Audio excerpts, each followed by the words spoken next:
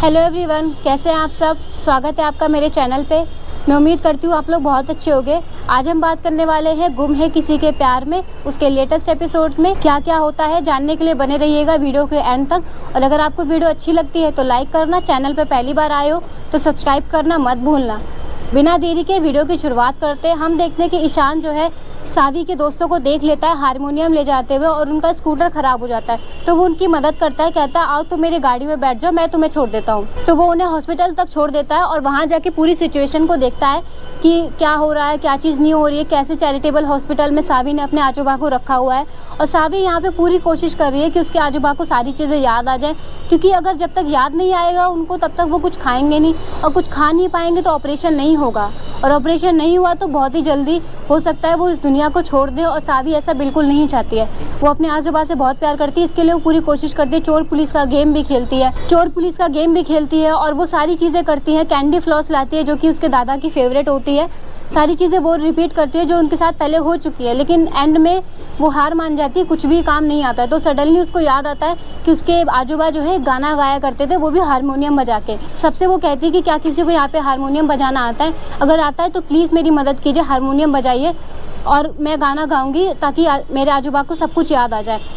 वो सबसे रिक्वेस्ट कर ही रही होती, तभी अचानक से हारमोनियम का साउंड प्ले होता है और वो देखती है कि कोई और ईशान हारमोनियम प्ले कर रहा है और वही गाना गा रहा है इत्तेफाक से जो गाना उसके आजूबा गाया करते थे, वो भी सावी के साथ बैठ के। फादर एक डॉटर के बॉन्ड का सॉन्ग है वो, आप ओरिजिनल एपिसोड में जाके वो देख सकते हो। बहुत ही अच्छा गाना होता है। एक लिमिट तक ईशान भी गाना गाता है और उसके बाद उनको थोड़ा थोड़ा याद तो आता है, लेकिन पूरी तरीके से कुछ याद नहीं आ पाता है। एक टाइम के बाद ईशान रुक जाता है, कहता है कि इसके आगे के लिरिक्स मुझे नहीं पता है, आगे मैं नहीं गा सकता।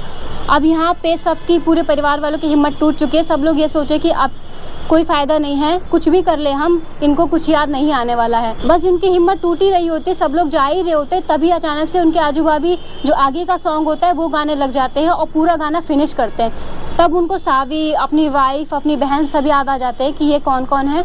और वहाँ पे सावी से बोलते हैं कि बेटा तू चिंता क्यों कर रही है, मुझे सब याद है, इतनी जल्दी मैं नहीं मरूंगा, मुझे तुझे अभी IAS ऑफिसर बनते हुए देखना है। मेरा बेटा विराट IPS ऑफिसर था, उसका सपना था कि तू IAS ऑफिसर बने और ये मेरा भी सपना है। अब तो मैं 100 साल तक जीऊँगा और जब तक जीता रहूँगा, जब तक तेरी शादी नहीं हो जाती, तेरे बच्चे नहीं हो जाते, तेरे बच्चे के बच्चे नहीं हो जाते, मैं तब तक जीऊँगा।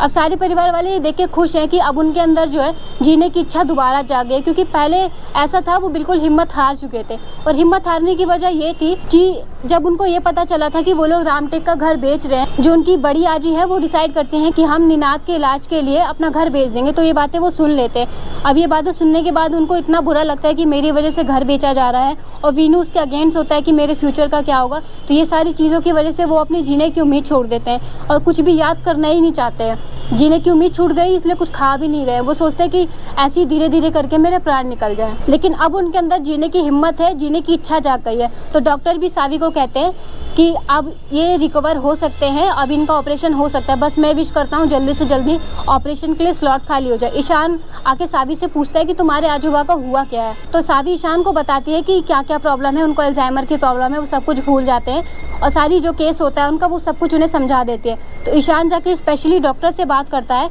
वो उसको कहता है कि जैसे भी हो जल्द से जल्द इनका इलाज करिए, पैसों की चिंता मत कीजिए, और जो पेशेंट पहले आपके स्लॉट में लगे हुए उनको किसी दूसरे हॉस्पिटल में शिफ्ट कर दीजिए, उनका खर्चा मैं उठा लूँगा। ईशान यहाँ पे उसकी मदद करता है। अब रीवा यहाँ पे ईशान के प्यार में पागल, वो चली जाती है टैटू बनवाने के लिए।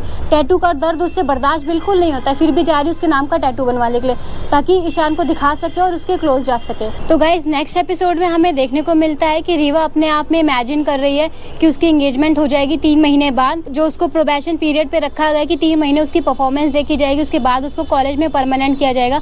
तो वो ईशान की तस्वीर देख के ये वादा करती है अपने आप से कि 3 महीने बाद मैं तुम्हारे कॉलेज में ही नहीं, तुम्हारी लाइफ में भी परमानेंट हो जाऊंगी। वो कुछ ऐसा करने वाली है कि जिससे 3 महीने बाद ईशान उससे एंगेजमेंट कर लेगा। वो ऐसा सोच रही है, ऐसा फ्यूचर प्लान कर रही है उसके साथ। यहाँ पे ईशान सभी से वादा करता है कि चाहे कुछ भी हो जाए, तुम्हें तुम्हारी मंजिल तक पहुँचाना अब मेरी जिम्मेदारी है। मैं तुमसे वादा करता हूँ, मैं तुम्हें तुम्हारी मंजिल तक ज़रूर पहुँचाऊँगा और जहाँ तक होगा मैं तुम्हारी मदद ज़रूर करूँगा। सावी भी ईशान से वादा करती है कि सर मैं आपकी उम्मीदों पे पूरा खरा उतरूंगी और मैं आपको कभी भी निराश नहीं करूंगी। तो ये एपिसोड यही खत्म हो जाता है। आगे आने वाले एपिसोड की जानकारी के लिए हमारी वीडियोस में बने रहिएगा। और अगर आपको वीडियो अच्छी लगी है तो लाइक करना, चैनल पे पहली बार आ रहे हो तो सब्सक्राइब करना मत भूलना। And thank you so much for watching.